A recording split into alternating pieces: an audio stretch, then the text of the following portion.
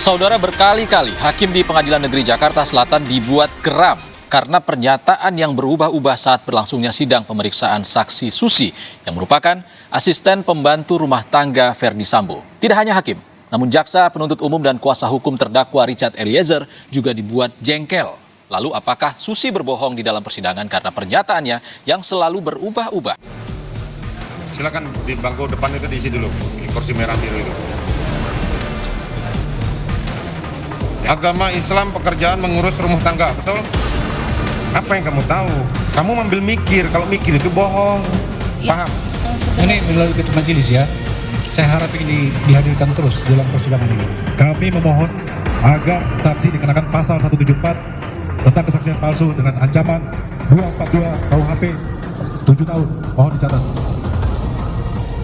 Ya, karena sesuai faktanya, saudara FS ini lebih sering di kediaman di Bangka. Pernyataan demi pernyataan dilontarkan Susi, ART Verdi Sambo di persidangan. Tidak tahu yang mulia, itu jadi kata ajaibnya. Majelis hakim pun gregetan mendengarnya. Sampai-sampai hakim mengancam Susi sekalian saja dipidana. Sidang baru bergulir, namun Susi, sang ART Verdi Sambo, berhasil bikin hakim naik pitam. Mulai dari lupa sampai tidak konsisten pernyataannya, jadi alasan hakim geram. Hari itu, Susi diperiksa bersama 11 orang lain sebagai saksi untuk terdakwa Richard Eliezer di Pengadilan Negeri Jakarta Selatan.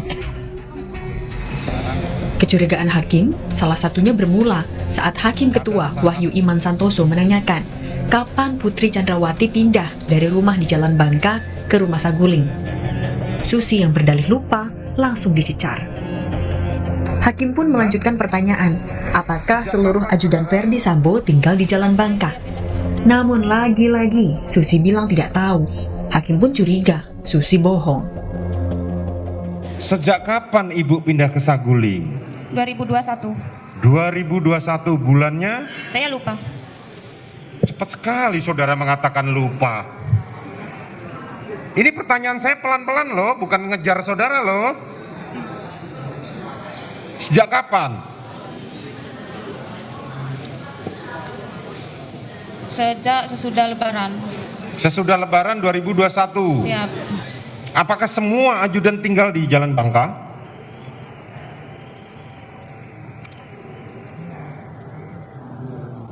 Saya tidak tahu, mulia. Terus apa yang kamu tahu?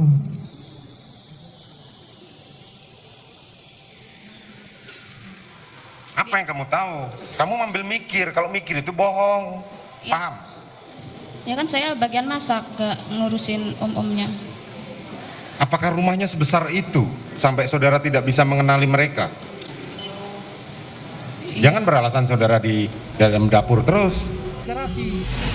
Kecurigaan semakin kuat saat keterangan Susi dinilai berubah-ubah.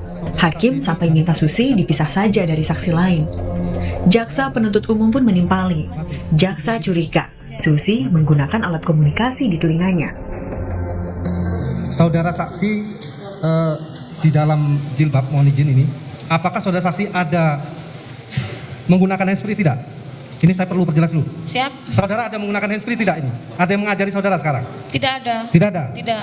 Dipastikan itu tidak ada? Tidak ada. Tidak ada ya? Silakan jaksa penuntut. Tidak hanya majelis hakim dan jaksa, kuasa hukum Richard Eliezer juga sama jengkelnya. Roni Talapesi memohon majelis hakim untuk memproses Susi secara hukum. Pasalnya menurut Roni, kesaksian Susi yang dinilai bohong ini justru bisa memberatkan kliennya. Terima kasih mulia. Saksi, coba lihat ke sini. Lihat Richard. Siapa? Gak ada yang bilang siapa. Saya ganti ya sekarang ya, bukan siap ya. Iya atau tidak ya? Siap. Iya atau tidak ya? Iya. Saudara saksi tahu nggak? Kesaksian saudara ini bisa memberatkan Saya Richard. tidak tahu. Izin majelis, ini kan terkait aturan main di persidangan sesuai pasal 3 KUHP. Kami memohon agar saksi dikenakan pasal 174 tentang kesaksian palsu dengan ancaman 242 KUHP 7 tahun. Mohon dicatat. Ya, Terima kasih majelis. nanti kami pertimbangkan. Silakan. Saya dari tadi perhatiin majelis saja sama jaksa kamu bohongin, apalagi kami penasihat hukum. Richard Eliezer yang duduk di kursi terdakwa juga membantah sejumlah pernyataan Susi di persidangan. Menurut Eliezer, banyak keterangan Susi yang tidak benar. Mohon izin yang mulia. Ya. Untuk keterangan dari saudara saksi, Mas, banyak yang bohong ya. Banyak yang bohong. Ada 5 kesaksian Susi yang dibantah Eliezer langsung di persidangan. Yang pertama adalah soal kejadian di rumah Magelang 4 Juli 2022. Eliezer bilang ia memang melihat Yosua hendak mengangkat Putri Chandrawati. Tapi berbeda dengan keterangan Susi. Eliezer membantah kalau ia pernah menegur Yosua. Yang kedua, soal pernyataan Susi kalau Ferdy Sambo sering berada di rumah Saguling dan Susi kerap menyiapkan sarapan. Menurut Eliezer, Ferdy Sambo lebih sering berada di rumah Bangka dan berada di rumah Saguling pada akhir pekan. Yang ketiga, ia membantah kalau rumah di Duren 3 pernah dijadikan tempat isolasi COVID-19.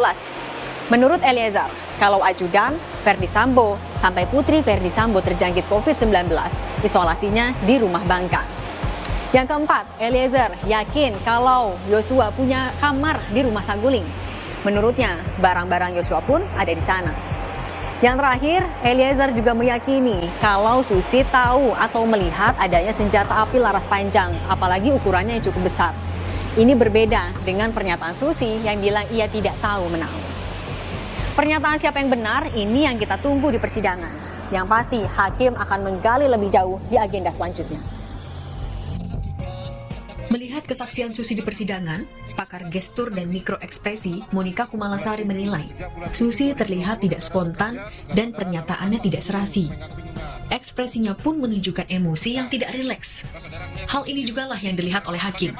Ini jadi alasan hakim tahu banyak kebohongan yang Susi berusaha tutupi. Majelis Hakim beberapa kali mengatakan bohong pada saat pemeriksaan saksi Susi. Hal ini mengindikasikan apa?